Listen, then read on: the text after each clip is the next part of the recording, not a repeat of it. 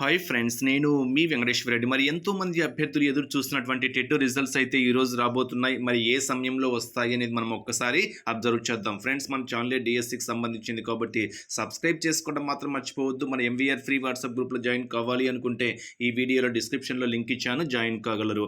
అదేవిధంగా AP SGT prepare అయ్యేటువంటి ఆస్పిరెంట్స్ని base చేసుకొని మనం డిఎస్సి పరంగా షెడ్యూల్ వైజ్గా, క్లాస్ వైజ్గా, లెసన్స్ వైజ్గా మీకు క్లాసెస్తో పాటు ఎగ్జామ్స్ కండక్ట్ చేస్తున్నాము. ఫ్రెండ్స్, నేను మళ్ళీ చెప్తున్నా, క్లాస్ విన్న తర్వాత ఎగ్జామ్స్ రాస్తే ఎలా ఉంటుందో మీరే ఒక్కసారి ఊహించుకోగలరు. ఎగ్జామ్స్ రాస్తే చాలా చాలా బెనిఫిట్స్ ఉన్నాయి.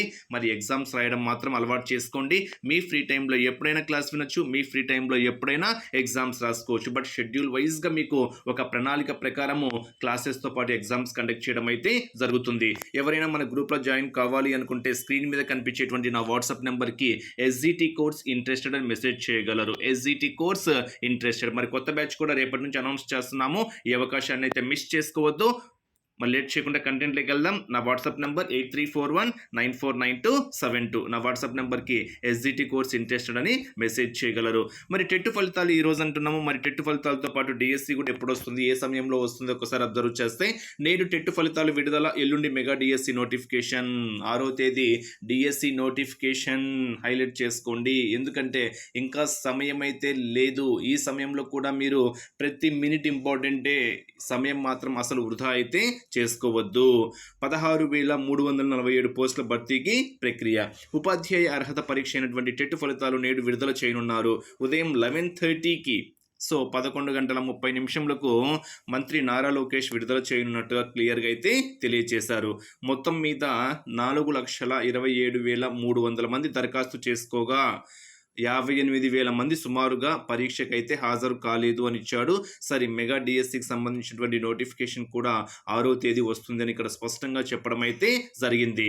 2022 నుంచి జీవితకాలానికి మార్చారు. అంతకుముందు టెట్ అర్హత సర్టిఫికెట్లు 7 ఏళ్ళు మాత్రమే చెల్లుబాటు అయ్యేది. సో దీని గురించి కూడా ఇక్కడ క్లియర్గా ఇచ్చాడు. ఒక్కసారి మీరు టెట్ వెయిటేజ్ ఎంతనో మీ అందరికీ తెలిసిందే, 20% వెయిటేజ్ ఇవ్వడం అయితే జరిగింది. సో ఇక్కడ కూడా సేమ్ కంటెంట్. అంటే ఓవరాల్గా నేనేం చెప్తున్నాను అంటే, టెట్ ప్రిపేర్ అయిన వాళ్ళు, టెట్ క్వాలిఫై అయిన వాళ్ళు ఇంకా ఎటువంటి సమయాన్ని అయితే వృధా చేసుకోవద్దు. వన్స్ నోటిఫికేషన్ వచ్చిన తర్వాత సమయం అనేది మన కోసం ఆగదు.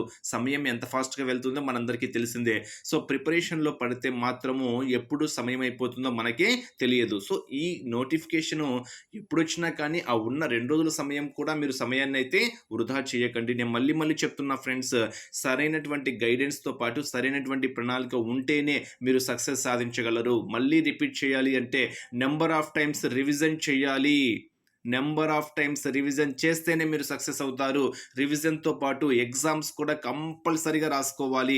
ఎగ్జామ్స్ రాస్తేనే మీరు ఆ సబ్జెక్ట్ పైన ఎంతవరకు నాలెడ్జ్ గెయిన్ చేశారు, లేదా ఎక్కడ మిస్టేక్స్ చేస్తున్నారు, ఎక్స్పెషల్లీ ఎక్కడ మిస్టేక్స్ చేస్తున్నారు, ఆ మిస్టేక్స్ చేసింది సరి చేసినటువంటి అవకాశము, లేదా కొందరు తెలిసి కూడా తప్పులు చేస్తూ ఉంటారు. మరి తెలిసి చేసినటువంటి మిస్టేక్స్ ఏవైతే ఉంటాయో అవి మళ్ళీ రిపీట్ కాకుండా తగు జాగ్రత్తలు తీసుకునేది కూడా ఎప్పుడు అంటే ఎగ్జామ్స్ రాసినప్పుడే. సో డిఎస్సిలో ప్రతి హాఫ్ మార్క్ ఇంపార్టెంటే. హాఫ్ మార్కు 1 మార్కులో కూడా జాబ్ నష్టపోయిన వాళ్ళు చాలామంది ఉన్నారు.